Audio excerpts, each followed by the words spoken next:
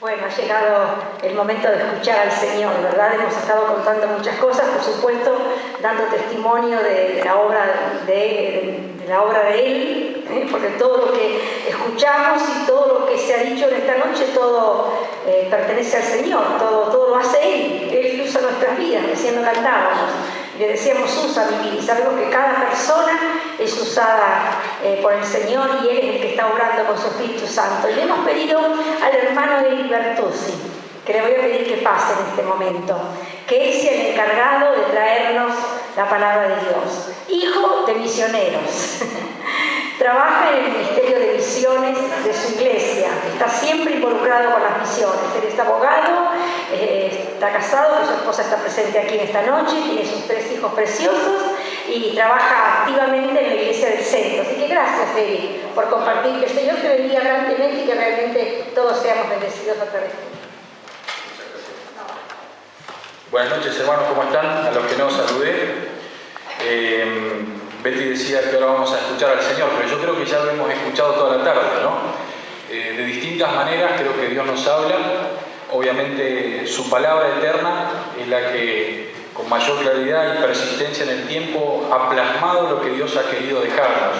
Pero también está la palabra viva, que es la vida de cada uno de nosotros, el testimonio vivo que podemos también compartir, y a través muchas veces de la vida de los otros vemos a Dios obrar. Así que eso nos bendice, nos enriquece, nos fortalece, nos hace crecer también.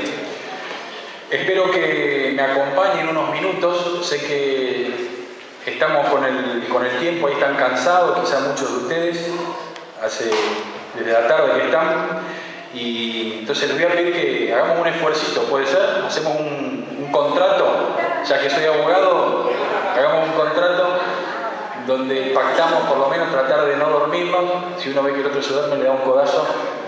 Miren que yo de acá se ve todo, Miren, el que está delante ve cuando alguien cabecea o bosteza, pero no los voy a quemar, no voy a decir nada. Traigo los saludos también de nuestra iglesia, del pastor Amarillo, y hablé con él, sabía que venía acá, así que me transmitió los saludos de la iglesia del centro. Somos medio vecinos acá del barrio, estamos en Rodríguez al 500, así que también nuestra congregación quiere mucho a esta iglesia y también está sumamente agradecida, y aprovecho también para decirle a su esposa, al pastor, también de permitirnos ser partícipes en el sostén y en el apoyo de Esteban y Mariela. Así que es un privilegio para nosotros, en serio, que ustedes nos dejen colaborar y ser partícipes junto con ellos en la extensión del Evangelio allá en el sur. Pues realmente es un privilegio, ¿no? Cuando uno puede saber de que con su mínima ofrenda, con su mínimo apoyo, está siendo parte de algo más grande. Algo que desde los ojos humanos muchas veces podemos tener distintas ópticas, ¿no? ¿Qué se presume o qué se considera que algo es exitoso, que es grande, que vale la pena? Muchas veces es traicionero nuestra visión humana, porque podemos valorarlo de acuerdo a ciertos parámetros, éxitos, ciertos números, y no siempre la lógica espiritual es esa. Yo diría que casi siempre es distinta a lo que se ve, ¿no? Así que lo que uno siembra en el reino, eso lleva su fruto, y hay una cuenta eterna en el cielo, ¿no? Que no necesariamente es acorde a los ojos humanos. Así que eso simplemente para agradecerles a ustedes esto, sinceramente, a Mariela y Esteban que están acá. Ellos nos recibieron hace poquito en su casa, en el sur. Fuimos un grupo de unos 20, no me acuerdo cuántos éramos más o menos. Fuimos allá un fin de semana a colaborar, vimos lo que ellos están haciendo y también nos permitieron ser parte de esa tarea. También fue un gusto conocer a los queridos hermanos allá, los Nick. ¿Saben qué son Nick? Nacido y criado en Chubut. Los queridos hermanos allá que también nos estuvieron un poquito contando su tarea, han recorrido toda la provincia. Ustedes seguramente en el taller pudieron conocer mejor de ellos también. Y también los queridos hermanos Pablito y Juli en esta tarea acá de nuestra región, nuestra Judea, cercana también, hermoso el trabajo y todo lo que hemos escuchado. Así que yo he sido bendecido hasta ahora y queremos seguir ahora en estos minutitos más para tratar de que el Espíritu Santo nos hable a través de su palabra, no a la mía. Sepan disculpar mi error o mi incapacidad, pero voy a intentar atenerme a la palabra y de que la palabra pueda hablarnos a nosotros. De nada le servirá a usted que yo le diga algo, un consejo, una idea mía, si es solamente mía.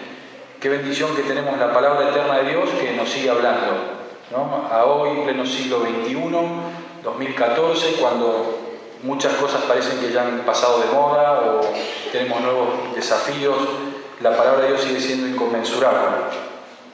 Y ahí hay no sé si está tallado en madera, lo hicieron pintado. No se queden sin hacer nada. Este es un texto que han tomado los hermanos cuando pensaron el lema para este congreso, que está en el libro de Jueces, en el Antiguo Testamento. Si me quieren acompañar en la lectura, es capítulo 18 del libro de los Jueces, en el versículo 9. Yo tengo una versión popular, ustedes quizás un poquito distinto. Y vamos a leer este versículo que dice: ellos respondieron: hemos recorrido esa región y encontramos que la tierra es magnífica. En marcha, vamos a atacarlos, no se queden ahí sentados sin hacer nada. Hay que ir a conquistar esa tierra. En otra versión, la nueva versión internacional, dice: subamos, ataquémoslo, hemos visto que la tierra es excelente. ¿Qué pasa? ¿Se van a quedar ahí sin hacer nada? No duden un solo instante en marchar allí y apoderarse de ella. Sería interesante ver un poco en qué circunstancia de la historia estamos o se da este relato. Esto era en un momento de la época de los jueces, donde todavía no había rey en Israel, donde se estaba conquistando la tierra que Dios había prometido, se habían ya ganado batallas, otras todavía no, había todavía ciertas tribus que no tenían su tierra, pero estamos hablando de la tierra de Canaán, lo que hoy es Palestina o Israel, en Medio Oriente. Siempre nos llegan noticias, ¿no? Lamentablemente en este último tiempo, nuevamente ha habido un recrudecimiento de la violencia allí en Medio Oriente. Israel en la franja de Gaza ahora, las últimas noticias decían que estaban desembarcando por tierra, con todo lo que eso implica, y esta siempre rencilla histórica que se da en ese lugar, que es un polvorín, ¿no? Bueno, ese es el lugar del que está haciendo el relato de la palabra en este versículo que hemos leído. Ahora, ¿a dónde se remonta eso? Acompáñenme un breve recorrido nomás histórico para entender a qué nos estamos haciendo referencia. En Génesis 12 vemos el llamado, o cuando aparece en la historia el personaje Abraham. Abraham, que es conocido uno de los patriarcas de Israel, ya en el comienzo del relato bíblico, en los primeros capítulos, aquí en el 12, está el llamado que Dios le hace a Abraham, un personaje que vivía en Ur de los Caldeos, un territorio muy lejano, que es donde lo que sería actualmente Irak o Irán, por allí, en Babilonia, y dice el capítulo 12 que un día el Señor le dijo a Abraham: deja tu tierra, tus parientes y la casa de tu padre, para ir a la tierra que yo te voy a mostrar. Con tus descendientes voy a formar una gran nación. Voy a bendecirte y hacerte famoso, y serás una bendición para otros. Bendeciré a los que te bendigan y maldeciré a los que te maldigan. Por medio de ti bendeciré a todas las familias del mundo. Abraham salió de Harán, tal como el Señor se lo había ordenado. Tenía 75 años cuando salió de allá para ir a la tierra de Canaán. Con él se llevó a su esposa Sarai, a su sobrino Lot, y también todas las cosas que tenían y la gente que habían adquirido en Harán. Cuando llegaron a Canaán, Abraham atravesó toda esa región hasta llegar a Siquem, donde está la encina sagrada de Moré. Los cananeos vivían entonces en aquella región. Allí el Señor se le apareció y le dijo: esta tierra se la voy a dar a tu descendencia. Entonces Abraham construyó un altar en honor del Señor, porque allí se le había aparecido. Luego se fue a la región montañosa que está al este de la ciudad de Betel, y allí puso su campamento. Betel quedaba al oeste, de donde él había acampado, y la ciudad de Jai al este. En ese lugar Abraham construyó otro altar e invocó el nombre del Señor. Después siguió su camino poco a poco hacia la región del Negev. Este es el llamado inicial de Abraham, un personaje que irrumpe en la historia y será trascendente para todo lo que viene después. Y aquí ya estaba Dios haciendo una promesa por un lado que podríamos decir literal y por otro lado espiritual. Literal porque esto aconteció, esa tierra, literalmente hablando, Canaán finalmente fue entregada y tomaron posesión, y por otro lado también espiritual, porque habla que a través de su familia, todas las familias de la tierra iban a ser bendecidas. ¿Qué estamos hablando con esto? Que a través de la descendencia de Abraham iba a venir nuestro Señor Jesucristo, y a través de ese Señor Jesucristo es el que profesamos hoy nosotros aquí, miles de años después de aquel suceso histórico. O sea que esa es la promesa con la que arranca toda esta historia. Después vemos eso por el año 1800 más o menos antes de Cristo. Sabemos toda la historia, no la voy a repetir. Abraham tuvo varios hijos, entre ellos un hijo Isaac. Isaac tuvo otro hijo que se llamaba Jacob. Jacob, ¿cuántos hijos tuvo? 12 hijos más, que toman nombre las famosas 12 tribus de Israel. Todos ellos vivieron como extranjeros en esa región del mundo. Hasta ese momento no era su territorio. Luego tenemos el relato del surgimiento de José. ¿Se acuerdan la historia de José? Que pasa todas esas peripecias hasta que finalmente él termina en un cargo muy alto en Egipto. ¿Qué pasa? Toda la familia se va para allá. Ahí empieza a reproducirse el pueblo. Esas 12 tribus empiezan a reproducirse y de poquitos que habían llegado terminan transformándose en millones. Pasan 400 años de aquella historia hasta que aparece un nuevo personaje. ¿Quién aparece? Moisés, el libertador Moisés. Moisés es el encargado de sacar al pueblo cautivo de Egipto y llevarlo hacia el lugar donde Dios quería llevarlo, que era la tierra prometida. Igualmente no fue tan fácil. ¿Qué pasó? Otra peripecia más. El pecado y la desobediencia y la rencilla hacen que estén 40 años vagando por el desierto. Ese pueblo, imagínense, miles y millones, hasta que finalmente surge un nuevo personaje que va a ser el que finalmente va a llevar a cabo esta tarea de introducir a ese pueblo en Canaán, que es Josué. Así es como aparece Josué, y en esta etapa de la historia es que entran y conquistan esta tierra prometida más o menos en el siglo XIII a.C. Pueden ser años más, años menos. Pero para que más o menos tengamos una ubicación de qué estamos hablando. Y allí vemos también, si leemos en Josué 1, donde justamente dice, capítulo 1, versículo 1, después que murió Moisés, el siervo del Señor, habló el Señor con Josué, hijo de Nun, ayudante de Moisés, y le dijo, como mi siervo Moisés ha muerto, ahora eres tú quien debe cruzar el río Jordán con todo el pueblo de Israel para ir a la tierra que voy a darles a ustedes. Tal como se lo prometí a Moisés, yo les daré toda la tierra en donde ustedes pongan el pie. Les daré el territorio que va desde el desierto hasta la sierra del Líbano, hasta el gran río Éufrates, con todo el territorio de los hititas y hasta el mar Mediterráneo. Nadie te podrá derrotar en tu vida y yo estaré contigo como estuve con Moisés, sin dejarte ni abandonarte jamás. Ten valor y firmeza, que tú vas a repartir la tierra a este pueblo, pues es la herencia que yo le prometí a tus antepasados. Lo único que te pido es que tengas mucho valor y firmeza y que cumplas toda la ley que mi siervo Moisés te dio. Cúmplela al pie de la letra para que te vaya bien en todo lo que hagas. Repite siempre lo que dice el libro de la ley de Dios y medita en él de día y de noche para que hagas siempre lo que éste ordena. Así lo que hagas te saldrá bien. Yo soy quien te manda que tengas valor y firmeza.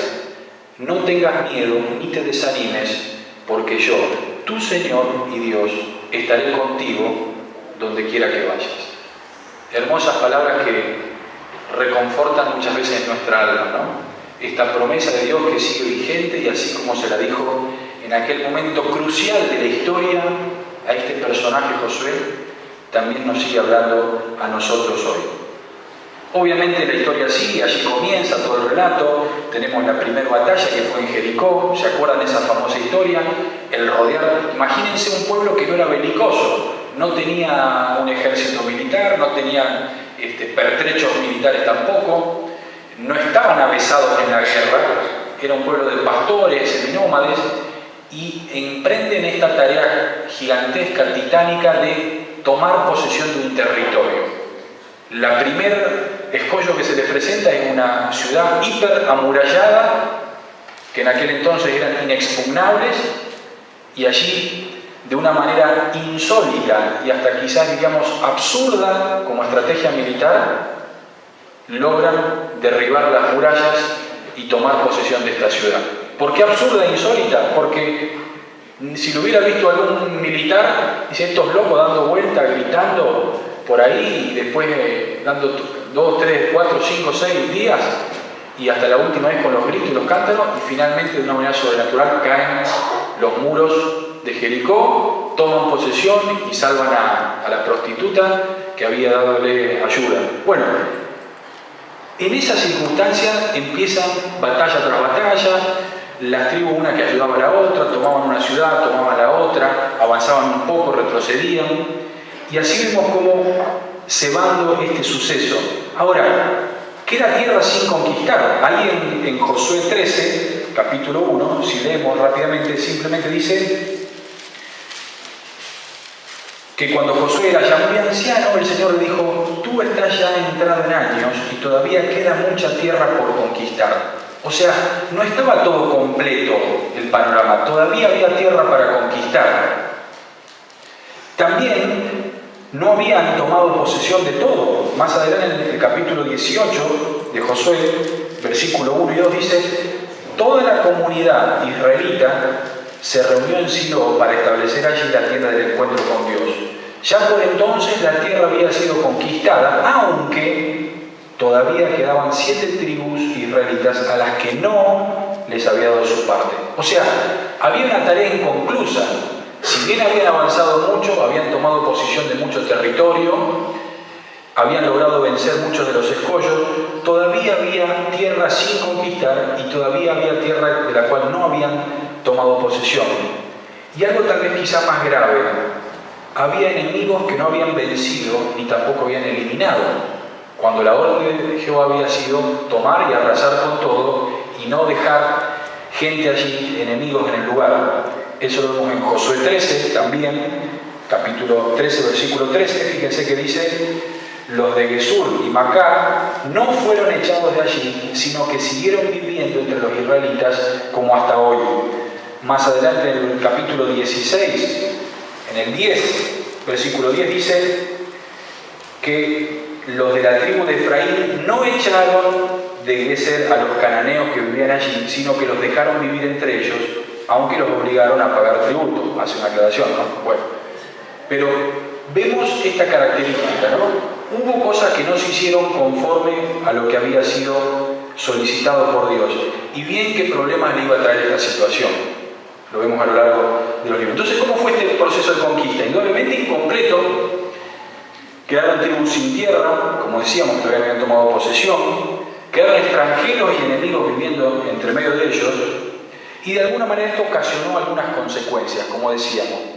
Por un lado, estos grandes dolores de cabeza, porque ellos tuvieron que hacer compromisos con el enemigo, que después les jugaron en contra, se vieron obligados a hacer alianzas, porque ya le habían dado pie a uno, entonces ahora no podían, hasta tenían que a veces que defender a esos enemigos con los que se habían aliado del ataque de otros. Quedó pueblos rezagados, o sea, parte de las tribus de Israel que quedaron rezagados sin tierra. Hubo gente que de alguna manera quizás ya tomó una actitud conformista, bueno, es lo que me toca, medio vagar, ser vagabundo, sin hacer nada, adaptable a algo imperfecto, en definitiva. Como que medio que se adaptaron. Y allí es donde aparece en la historia este texto que leímos hoy en Jueces, y volvemos ahora a Jueces capítulo 18. Vemos que aquí justamente había una tribu, que era la tribu de Dan, que no había tomado posesión de su tierra. Dice el capítulo 18, versículo 1, que en aquella época aún no había rey en Israel.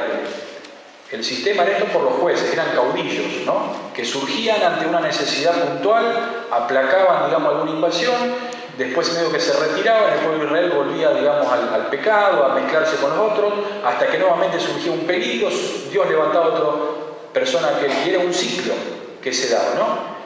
Entonces, ese es el contexto en el que estamos y el que tratamos de hacer rápidamente este raconto histórico para tratar de contextualizar y ubicarnos dónde estamos. Dice que la tribu de Dan tampoco tenía un territorio propio todavía, así que andaba buscando dónde establecerse. Eso dice el versículo 1. ¿Y qué pasa? Gente de la tribu de Dan elige a 5 valientes, 5 espías, que los envían a ir a un territorio, a una tierra, que era esta ciudad de Lais, que después se le van a cambiar el nombre, para que justamente vayan a analizar, a investigar, a ver, a observar de qué estábamos hablando, qué tierra era, qué lugar era. Y así es cuando ellos van a ese lugar y luego de eso, en el versículo 9, traen el informe de lo que habían visto. Y volvemos a leerlo. Y ellos respondieron, porque les preguntan, ¿cómo les fue? Dice, hemos recorrido esa región y encontramos que la tierra es magnífica. En marcha, vamos a atacarlos. No se queden ahí sentados sin hacer nada. Hay que ir a conquistar esa tierra. Al llegar allá se van a encontrar con gente confiada y que tiene mucha tierra, a la que no le falta nada. Dios les dará posesión de ella. Y me gustaría que quizás pensáramos en 3 personajes o en 3, digamos, focos de atención. Primero, en la situación de esta tierra que tenían que conquistar. En base a lo que dice el relato bíblico, el versículo 7, cuando ellos hablan y dicen dónde habían estado, dice que había gente que vivían confiados, vivían tranquilos, en paz, sin molestias, sin necesidades. Dice que no se relacionaban con nadie. Eso dice el versículo 7. El versículo 10 nuevamente dice, es gente confiada, con mucha tierra, dice, no les falta nada. Quizá hablaba de la opulencia o de la autosuficiencia que tenía esa ciudad. Si vamos más adelante, en el versículo 27, nuevamente dice que es gente tranquila y confiada. Y el 28 agrega, sin relacionarse con otros, o sea, eran independientes. Ese es el cuadro que ellos pintan de cuál era esta tierra a la cual ellos estaban animando a tomarla por posesión. Por otro lado tenemos la situación de la tribu de Dan. Estos 5 espías o valientes que fueron a hacer esta tarea eran parte de esta tribu y ellos se dirigen hacia sus, ¿qué serían? Sus provincianos no serían, pero bueno, sus, ¿cómo le podríamos decir? Sus compañeros de tribu, por así decirlo, ¿no?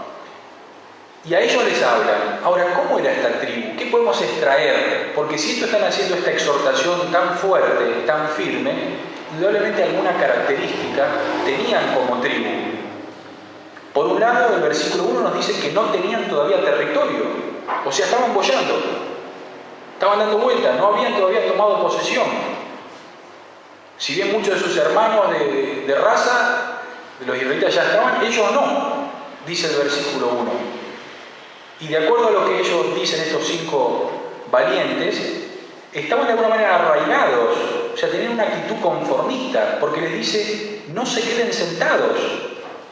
Es muy duro lo que le está diciendo esto, ¿no? O sea, indudablemente nos pinta un juego de personas medias arraigadas, conformadas a la situación en la que estaban, no conformes tal vez porque hubieran deseado otra cosa, pero a la vez ahí sentados, en una actitud quizás pasiva, porque le dicen no se queden sin hacer nada.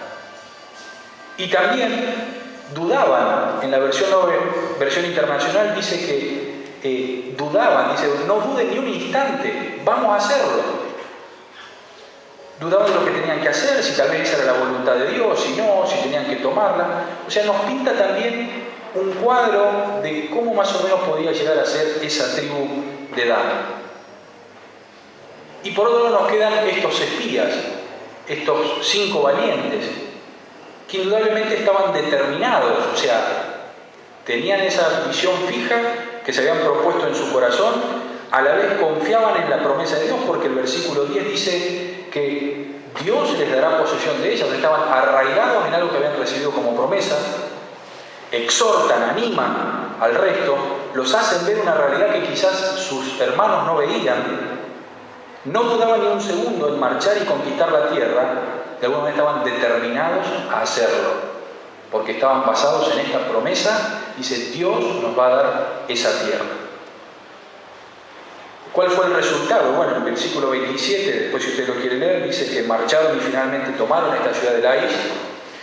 El versículo 28 nos dice que después de haberla destruido, que era una costumbre en aquel entonces, la reconstruyeron y se establecieron allí. El versículo 29 dice que le cambiaron el nombre de Lais, pasó a llamarse Dan, como el nombre de la tribu que ellos tenían. Y finalmente el 30 dice algo no muy agradable, pero que es que erigieron uno de los dioses que habían llevado y al sacerdote que resultó ser nieto de Moisés, ¿no? Miren, qué triste, algunos comentaristas dicen en vez de Moisés hablan de Micaías, le agregan como una N en el hebreo porque era una afrenta que un nieto de Moisés terminara siendo sacerdote de un dios pagano. Pero esto es más o menos para cerrar la historia que hemos leído. Así que me interesaba detenerme en estos tres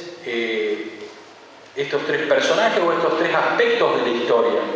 Por un lado, la tierra que ellos debían conquistar, cómo era la gente que estaba allí, cuáles eran sus características, gente confiada, tranquila, sin molestias, sin necesidades, sin relacionarse con nadie.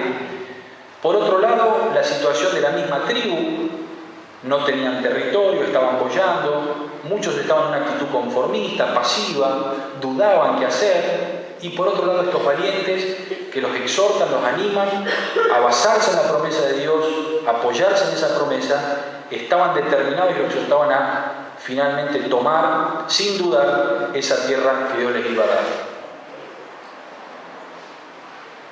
Ahora, si uno hace una aplicación homilética de esto que hemos leído, y la palabra dice que estas historias han quedado plasmadas para hablarnos a través de ellas a nuestra vida hoy. Y como creyentes en Cristo y como estudiosos de la palabra debemos tratar de extraer de ella qué es lo que el Espíritu Santo hoy nos puede hablar a través de esto. El primer aspecto que nos lleva a pensar esta historia es la situación del mundo sin Cristo hoy. Esa tierra que ellos debían conquistar, Lais. ¿Cuál es la situación de nuestro mundo hoy? ¿Queda tierra sin conquistar? ¿Quedan lugares del mundo, de nuestra Argentina, de nuestra ciudad, donde falta que tomemos posesión en Cristo, donde el Evangelio sea anunciado? Indudablemente sí, aunque parezca muchas veces raro, y esto lo hayamos escuchado tantas veces, en un mundo quizá tan globalizado, con tantas opciones que tenemos hoy de comunicarnos, quedan regiones en el mundo, tanto geográficamente hablando, habrán escuchado ustedes muchas veces la ventana 1040, fue una frase que acuñó George Weber, un famoso misionólogo, que estableció el paralelo 10 y el paralelo 40 del planiferio, se resumía en la mayor cantidad de población no alcanzada con el Evangelio del mundo, lo que sería el norte de África, Medio Oriente y Asia Central. A la vez, dentro de ese bloque geográfico se encontraba la gente más pobre del mundo, o se encuentra mucha de la gente más pobre del mundo.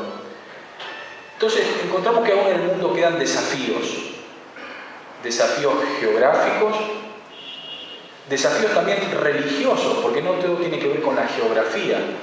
Hoy hay grandes bloques en el mundo de religiones que están cegando al hombre y a la mujer con una pseudo confianza, con una pseudo respuesta a sus inquietudes a través de una religión. Ustedes habrán escuchado la religión musulmana o el Islam, que cada vez se escucha más. Quizá nosotros estamos muy lejos de los lugares donde eso es vida cotidiana, porque la religión del Islam, que la profesan más de 2.500 millones de personas en el mundo, no es solamente como nosotros en el mundo occidental, que podemos ser del mismo equipo, ir a la cancha, todo, y después separamos a dónde vamos el domingo, si vamos a la iglesia evangelista, si vamos a la iglesia católica, si vamos a los mormones, nadie se mete con nosotros, ¿no? Podemos ser amigos, trabajar juntos, ir al mismo club, todo. ¿Por qué? Porque en nuestro mundo occidental muchas veces separamos lo que es la fe de lo que es el resto de nuestra vida cotidiana. Cuando muchas veces no debería ser así, ¿no? Nuestra vida cristiana debería ser vivida en todos los aspectos. Bueno, los musulmanes tienen íntimamente que ver su religión con todos los aspectos de la vida, social, política, civil, económica, etc. Influencia en todo. Y uno de los grandes bloques, un desafío mayúsculo que tiene hoy la Iglesia de Cristo para alcanzar, por todo lo que implica ello. También tenemos bloques ideológicos. Hoy en día no solamente hablamos de los inalcanzados del África o de los que están allá en Asia o Medio Oriente, sino muchas veces vemos que hay desafío desde el punto de vista ideológico en corrientes de pensamiento, por ejemplo, el relativismo, por ejemplo, lo que es el ateísmo, o por ejemplo la nueva era, o los que son indiferentes, que se transforman en un desafío en sí mismos. ¿Cómo predicar el Evangelio a aquel que siente que no lo necesita? ¿Cómo predicar el Evangelio a aquel que piensa de que todo es válido, que es una opción más? ¿Cómo predicar el Evangelio a aquel que piensa de que no necesita de eso o que es simplemente una opinión más? Todos son desafíos donde nos muestran de que el mundo de hoy sigue necesitando de la predicación del Evangelio y de Jesucristo. Y también sociológicos. ¿Por qué sociológicos? Porque también hay, desde el punto de vista humano, hay distintas clases sociales, grupos, sectores, donde es muy difícil llegar con el Evangelio. Pensemos, por ejemplo, en la farándula. Pensemos, por ejemplo, en la clase alta. Pensemos, por ejemplo, en la clase dirigente. Pensemos, por ejemplo, en los marginados, con los que están estigmatizados en nuestra sociedad. Fíjense, son todos formas o criterios, quizá, de identificar, no solamente desde el punto de vista geográfico, que es a lo que a veces estamos tentados a pensar cuando hablamos de misiones, como ir hasta lo último de la Tierra, como que lo último de la Tierra es lo más lejano geográficamente de nuestro lugar. Y es cierto que muchos de estos lugares están lejos nuestros, pero no se limita solamente a una mirada geográfica, sino también a todos estos otros desafíos que nos muestran de que hay todavía territorio por conquistar. Territorio por conquistar desde el punto de vista religioso, ideológico, sociológico, geográfico, etc. Ahora, este es un mundo similar a lo que aparentaba la gente de la isla. Si nos ponemos a pensar, hay gente que vive sin necesidades espirituales, que dice que no necesita lo espiritual. Muchas veces lo suple por lo material. Dice, mientras pueda estar bien y tengo lo que necesito, el materialismo, tienen todo, esta cuestión de autosuficiencia. Díganme si no les ha pasado de que cuán difícil es predicarle el Evangelio a alguien que tiene todo. Que uno va y le dice, vos necesitas a Cristo. ¿Por qué? Yo soy un buen tipo, tengo una buena familia, un trabajo. ¿En qué me va a cambiar la vida? Es mucho más difícil este sentido de autosuficiencia para entender la suficiencia de Cristo. También muchas veces la gente piensa que su religión le da toda la respuesta. ¿Para qué cambiar de religión? O entienden este concepto religioso como que ya está, suple sus necesidades. Otras veces parecen inalcanzables. ¿Por qué inalcanzables? Y porque están muy lejos, porque la dureza de los campos o la persecución que hay en esos lugares. Y es como que esos inalcanzados, que vemos a lo largo de toda la Biblia que siempre hubo, se transforman en inalcanzables. Inalcanzables por nosotros, porque no podemos alcanzarlo. Así que vemos de alguna manera que esta situación de la gente de la isla, esta tierra que tenían que conquistar, quizá a veces podemos encontrar similitudes con lugares del mundo, lugares de nuestra sociedad hoy, que parecen que son similares. Gente autosuficiente, sin necesidades, difícil de entrar. ¿De qué manera podemos llegar allí? Y por otro lado, si pensamos en la tribu de Dan, decíamos que era gente que dudaba, que estaba boyando, que medio no sabía qué hacer, estaban pasivos, se habían conformado. Y yo pensaba, ¿no será muchas veces la actitud de la Iglesia de Cristo hoy? ¿O de nosotros mismos muchas veces? Que tal vez nos sentimos así.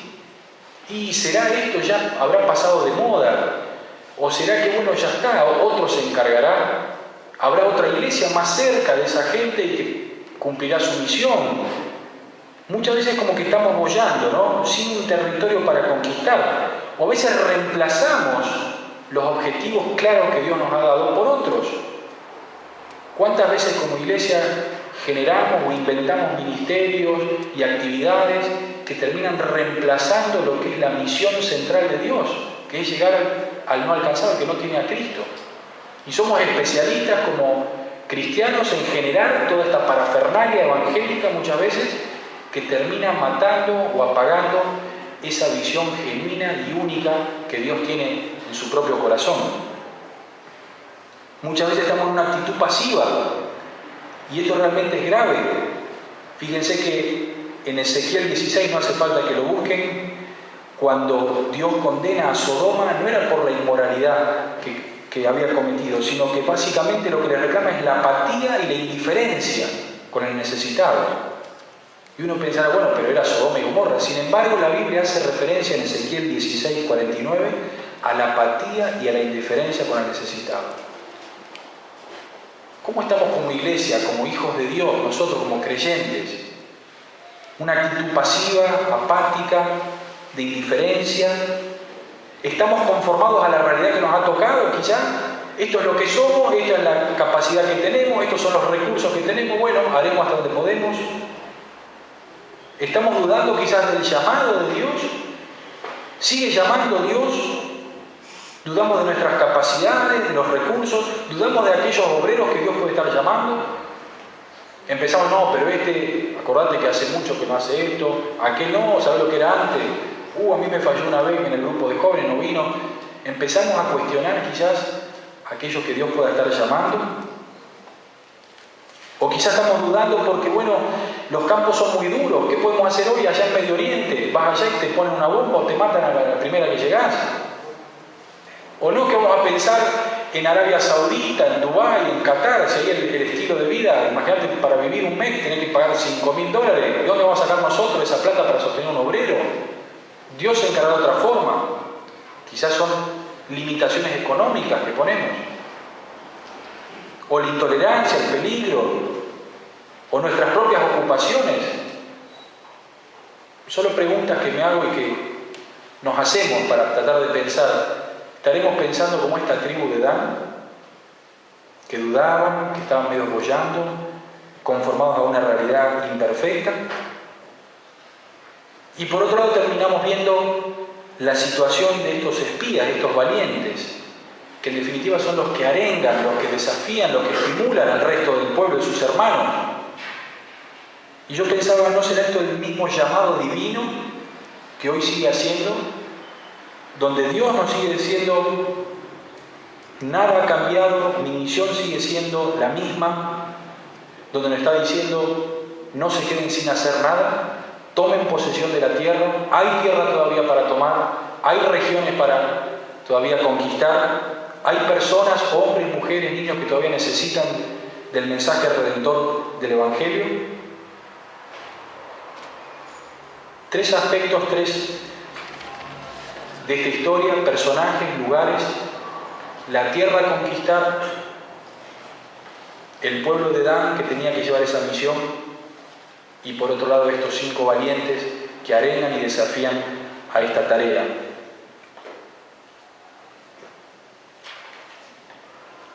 Para terminar, me gustaría que me ayuden buscando algunos textos de la Biblia y de paso, si están durmiendo algunos, me ayudan a estirarnos un poquito.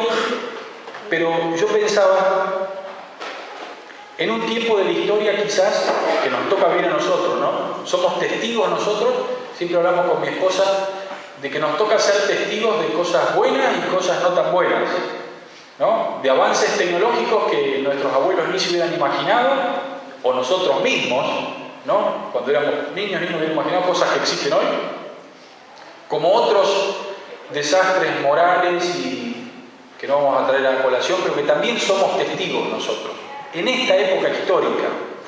Y una de las características que tiene esta época es la rapidez, ¿no es cierto? ¿Coinciden conmigo en esto? Hoy en día es muy fácil comunicarse, enterarse, estar al tanto, saber algo.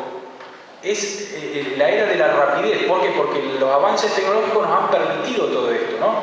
Ni hablar de celular, de internet, de computadora, de televisor, de DirecTV, de todas las opciones que hay habidas y por haber, que nos mantienen vinculados, comunicados, informados rápidamente. Y así como tiene un aspecto positivo, un aspecto maravilloso, fabuloso, también obviamente tiene un aspecto muchas veces negativo. Porque esto genera constantes cambios, constantes. Y muchas veces nos hacen creer de que, bueno, no quedan muchos más absolutos, no quedan más verdades eternas. Cuando uno se planta muchas veces en una charla, en una discusión con un compañero de trabajo, con un vecino o algo, y trata de marcar una verdad, somos medio a veces mirados con recelo. Porque, ¿por qué sos tan tajante en esto? ¿Quién te dice que es tan así? Y muchas veces hasta podemos ser tildados de intolerantes, ¿no es cierto? Sobre todo cuando venimos con la verdad del Evangelio. Y eso muchas veces genera en nosotros cierto resquemor. ¿Y qué me voy a poner a hablar o a aprender si en definitiva el otro me va a decir y si el otro también tiene su verdad y yo la mía? Y termina muchas veces hasta ahogándonos a nosotros mismos. Entonces en un mundo tan relativo, tan cambiante, tan modificable, a veces se hace difícil encontrar si hay algo eterno, algo absoluto, algo que no cambie con el transcurso de los siglos. ¿Hay verdades eternas? ¿Hay verdades inconmovibles? Quiero que me ayuden buscando algunos textos. ¿Quién puede buscar 1 Timoteo, capítulo 2, versículos 3 y 4? Levante la mano. ¿Quién me busca este texto? A ver, rápido. ¿Uno? ¿Vos? Acá está. 1 Timoteo 2, versículos 3 y 4. Otro que busque Colosenses 1, Colosenses 1, 24 al 29. ¿Quién lo tiene? Levante la mano. Muy bien, acá ya está. Otro que busque Marcos 16, 15. Marcos 16, 15 allá. Bien. Otro que busque Mateo 28, 19. Mateo 28, 19. Allá atrás. Bien. Otro que busque 2 Timoteo 4, 2 Timoteo 4, 1 y 2. ¿Quién puede ser? Bien, ahí está. Otro que busque 1 Corintios 1, 21. 1 Corintios 1, 21. ¿Quién puede ser? Ahí está, hermano. Bien. Y por último, alguien que busque Mateo 24, 14. ¿Quién puede ser? Mateo 24, 14. Bien, ahí está la hermana. Muy bien. Yo les voy a leer lo que dice en 1 Pedro 1, 24, 25. El apóstol aquí dice, porque la Escritura dice, todo hombre es como hierba y su grandeza es como la flor de la hierba. ¿Qué pasa con esto? La hierba se seca y la flor se cae, pero la palabra del Señor permanece para siempre. Y esta palabra es el Evangelio que les ha anunciado a ustedes. También dice nuestro Señor Jesús en Marcos 13 que el cielo y la tierra pasarán, pero mi palabra no dejará de cumplirse. O sea, la palabra reclama para sí misma esta característica, es eterna e inconmovible, no cambia, no se modifica. Cambian las eras, los tiempos, los momentos, se modifican los avances tecnológicos, la forma de vestirse, la forma de hablar, a lo largo de toda la historia. Sin embargo, la palabra de Dios permanece inconmensurable, inconmovible. Es una roca eterna a la cual generación tras generación podemos acudir, abrazar, aferrarnos a ella y buscar en humildad del Señor cuál es su voluntad. Ahora, ¿por qué decimos esto? Porque en la palabra seguimos teniendo claramente cuál es el propósito de Dios. El primer versículo, 1 Timoteo, ¿quién lo tiene? Sí, fuerte. Porque esto es bueno y agradable delante de Dios, nuestro Salvador, el cual quiere que todos los hombres sean salvos y vengan al conocimiento de la verdad. El cual quiere que todos los hombres sean salvos y vengan al conocimiento de la verdad. ¿Cuál es la voluntad de Dios? Que todos los hombres en términos genéricos, sean salvos. Ese es el propósito de Dios y no ha cambiado. Sigue siendo una verdad inconmensurable, inconmovible. ¿Qué dice Colosenses 1, 24, 29? ¿Quién lo tenía? Ahí. Ahora me gozo en lo que padezco por vosotros, y cumplo en mi carne lo que falta de las aflicciones de Cristo por su cuerpo, que es la Iglesia, de la cual fui hecho ministro según la administración de Dios que me fue dada para con vosotros, para que anuncie cumplidamente la palabra de Dios, el misterio que había estado oculto desde los siglos y edades, pero que ahora ha sido manifestado a sus santos, a quienes Dios quiso dar a conocer las riquezas de la gloria de este ministerio entre los gentiles, que es Cristo en vosotros, la esperanza de gloria, a quien anunciamos amonestando a todo hombre y enseñando a todo hombre en toda sabiduría, a fin de presentar perfecto en Cristo Jesús a todo hombre, para lo cual también trabajo, luchando según la potencia de Él, la cual actúa poderosamente en mí. O sea, ese propósito de Dios, que todos sean salvos, redimir al mundo, ha sido un misterio que dice que ha estado oculto, pero que fue dado a conocer por medio de Jesucristo a su debido tiempo. O sea, nos ha tocado a nosotros también ser testigos de este misterio, de este designio oculto que se ha dado a conocer. Entonces, propósito de Dios, que todos sean salvos, misterio revelado, donde ya lo tenemos vigente. Por otro lado, Marcos 16:15, ¿qué nos dice? Y les dijo: id por todo el mundo y predicar el Evangelio a toda criatura. A toda criatura, está hablando de personas, o sea, criatura quiere decir algo creado. Nosotros los seres humanos somos creados por Dios. Entonces nos legó esta misión. La misión es la misión de Dios, no es un invento nuestro. Como dicen los teólogos, la missio Dei, que es la misión de Dios que se lega o se delega en su iglesia. Predicar el Evangelio a toda criatura. Pero ¿qué dice Mateo 28:19? Por tanto, id y haced discípulos a todas las naciones. Naciones. El otro decía criatura. Este ya nos habla de naciones, un término que abarca a un grupo de personas. ¿Y qué dice 2 Timoteo 4, 1 y 2?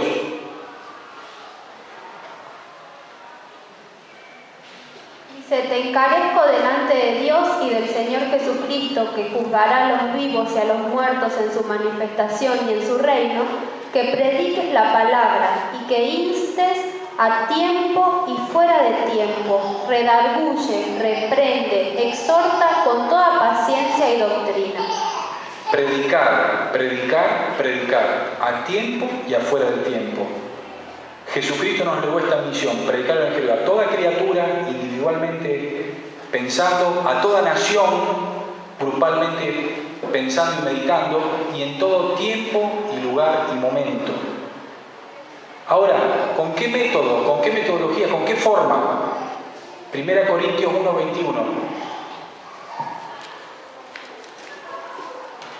Ya que Dios en su sabiduría se aseguró de que el mundo nunca lo conociera por medio de la sabiduría humana, usó nuestra predicación ridícula para salvar a los que creen. ¿Vieron qué impactante? El otro dice, por la locura de la predicación. O sea, ¿de qué se vale Dios? ¿De las piedras? No. ¿De los ángeles? No. ¿De internet? Así abstractamente, no. Puede ser un medio, pero se vale de personas redimidas por Cristo. Usted, vos y yo. La iglesia es la que predica. ¿A través de qué? De la predicación de Jesucristo, la proclamación. Es el único método. No tenemos que rebanarnos los sesos ni inventar la pólvora. Este es el único método que agradó a Dios. La predicación, tan simple como eso, la proclamación del Evangelio. ¿Y por qué es necesario hacer esto? Mateo 24:14.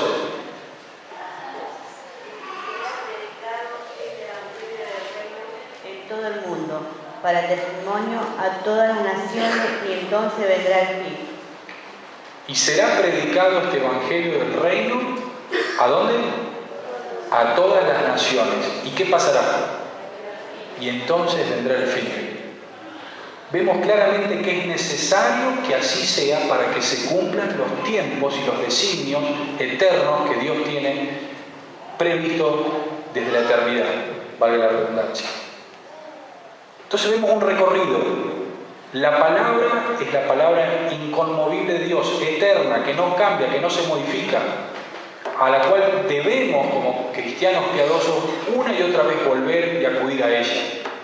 La palabra nos dice de que el propósito de Dios no ha cambiado, sigue siendo el mismo, que todos sean salvos. Ese es el deseo de Dios. Esa acción de redimir al mundo ha sido un misterio que por mucho tiempo estuvo oculto, pero fue revelado en Jesucristo, y de lo cual nosotros hoy somos testigos. Esa misión Dios la delegó en su iglesia, en nosotros, para predicar el Evangelio a toda criatura, a toda nación, a tiempo, afuera de tiempo, en todo momento. Los métodos de Él no han cambiado.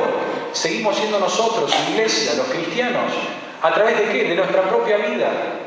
De lo que nosotros anunciamos, a veces con palabras y con nuestros hechos.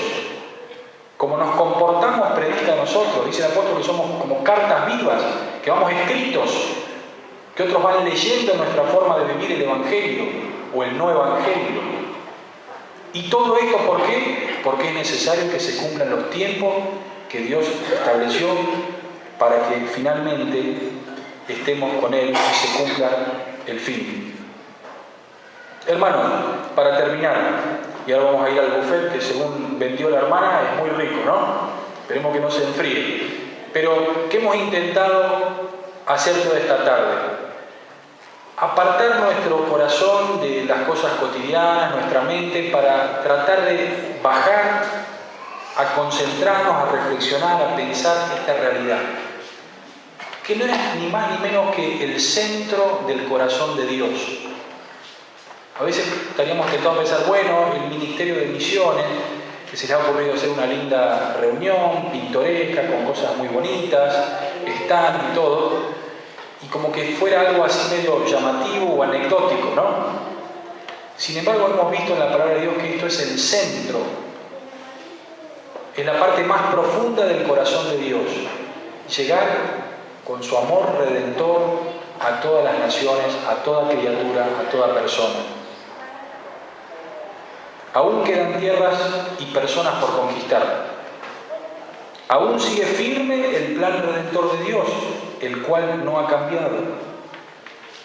Aún sigue vigente el llamado que Dios hace a la iglesia y a sus hijos de anunciar el Evangelio a todo el mundo. Aún sigue valiéndose Dios del mismo instrumento que es la predicación a través de los redimidos.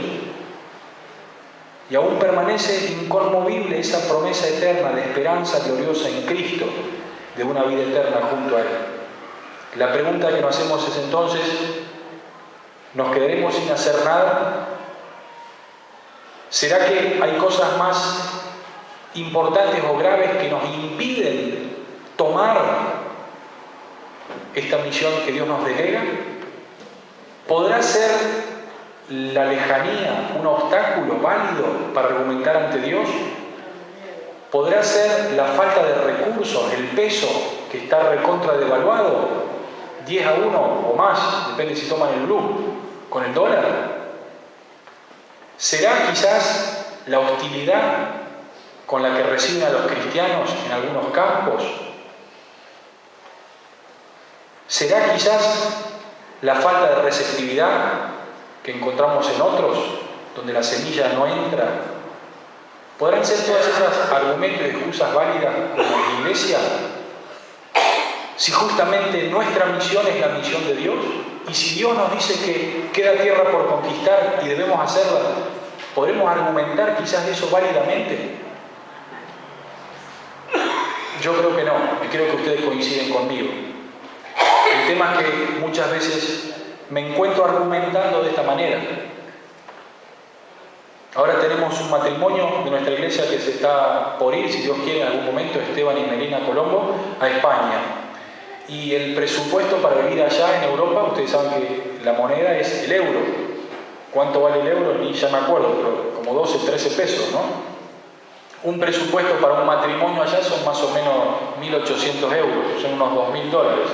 Eso pasado a pesos son como 20.000, ¿no? Y una vez se entra en todo esto, ¿no?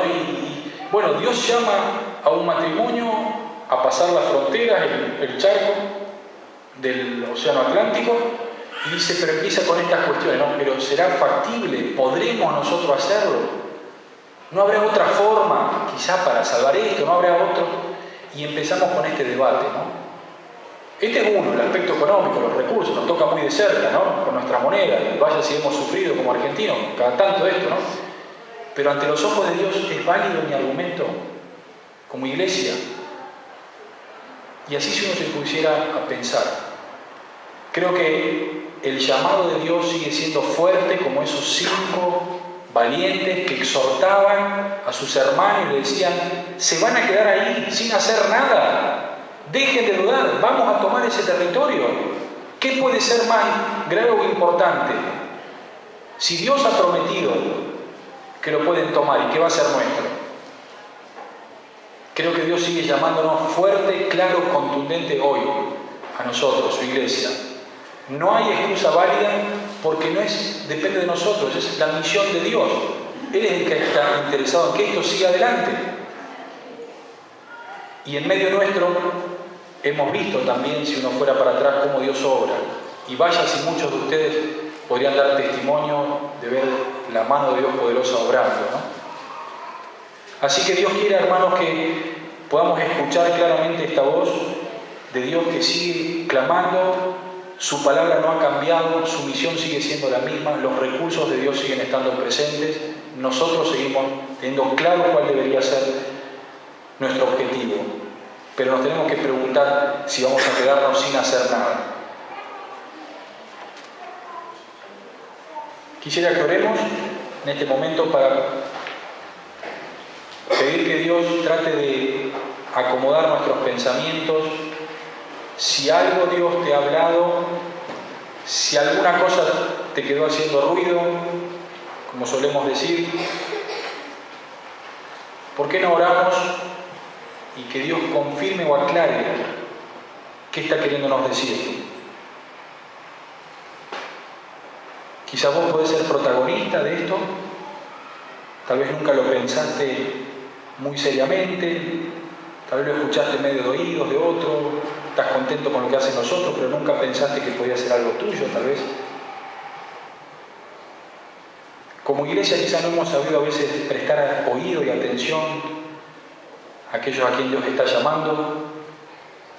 Habrá algo que como iglesia tenemos que modificar, cambiar, empezar a prestar más atención, volver a las fuentes.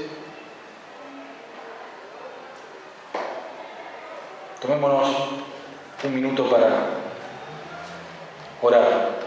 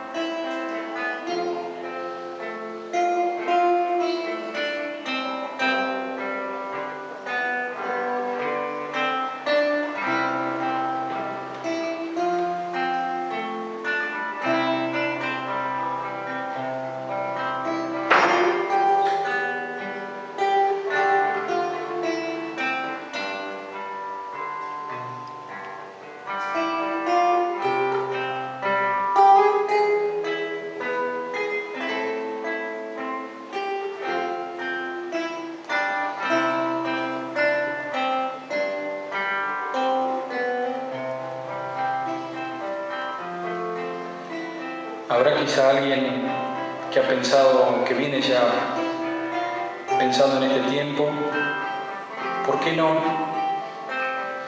asumir este desafío y decirle a Dios, yo también quiero ser de aquellos que conquisten esa tierra que aún falta, esas almas que aún no conocen de Jesucristo?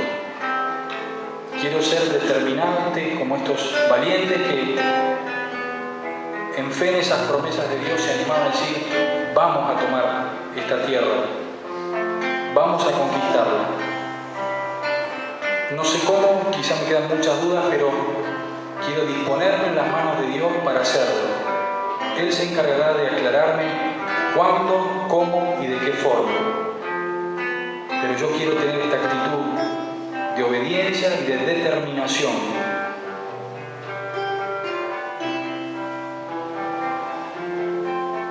¿Habrá alguien quizá esta noche?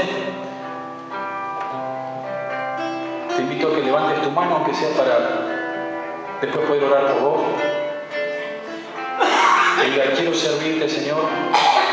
Quiero determinar mi corazón a hacerlo.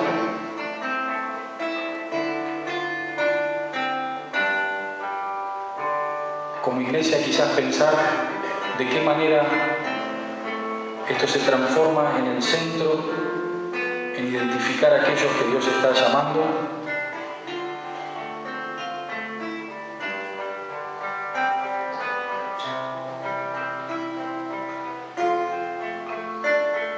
Señor, qué hermoso es saber que tu palabra es eterna, qué hermoso es tener un lugar al cual acudir cuando muchas veces no sabemos o el mundo nos hace creer que no hay absolutos. A veces no sabemos qué pensar, nos encontramos enturbiados en nuestros propios pensamientos. Y qué hermoso es saber de que tu palabra permanece para siempre, eternamente, que tus verdades no se modifican. Son como una roca a la cual podemos ir. Señor, hemos visto de que tu deseo, este propósito eterno de redimir a la humanidad sigue vigente. Hemos visto también que tu llamado sigue estando más vigente que nunca. Hemos visto, Señor, también que te seguís valiendo de las mismas armas que son nuestra propia vida, la predicación. También hemos visto que vos no te valés de capacidades superlativas, de recursos humanos, personales o materiales, sino que te valés solamente de tu Espíritu Santo. Que muchas veces esto puede parecer ridículo, pero en definitiva te agradó valerte de nosotros, seres imperfectos, para llevar a cabo tu plan. Y Señor, como hijos tuyos, como iglesia, como discípulos de Jesucristo, queremos tomar esta misión, renovar nuestro compromiso, renovar nuestra forma de ver el mundo y entender la vida desde la perspectiva divina. Entender de que tu deseo es que todas las almas se salven, no solamente algunos. Nosotros ya estamos, estaríamos tentados a veces a pensar, me salvé, pero no queda todo allí. Aún queda territorio por conquistar, aún quedan tierras, quedan personas, quedan lugares donde debe resplandecer la luz del Evangelio. Y me gozo, Señor, por estos testimonios vivos que hemos visto esta tarde, esta noche. Personas, matrimonios, jóvenes, mayores, que ofrendan su vida a vos y que permiten que esta cadena eterna que ha comenzado hace cientos de siglos atrás se siga transmitiendo generación tras generación. Así como el Evangelio llegó a nosotros en algún momento, el Evangelio tiene que seguir llegando a los que van a seguir detrás nuestro. Gracias, Señor, por habernos dado este refrigerio espiritual de pensar más allá de nuestras fronteras cotidianas. Fronteras que no solamente tienen que ver con lo geográfico, sino muchas veces con lo humano, con lo cultural, con lo ideológico, con la forma de ver la vida. Danos, Señor, la humildad de ver al semejante como lo ves vos, de amarlo y poder hacer todo lo que está a nuestro alcance para que el Evangelio llegue. Una vez, muchas gracias, Señor, una vez más por este tiempo y por lo que vos nos has dejado de una manera eterna en tu palabra, que podamos acudir siempre a ella para encontrar la dirección que necesitamos para nuestra vida. Y que, como leíamos hoy en el texto que daba origen a toda esta reflexión, que no nos quedemos allí sentados sin hacer nada y dudando, sino que tomamos manos a la obra y nos lancemos a lo que vos tenés para nosotros. En el nombre de Cristo Jesús. Amén.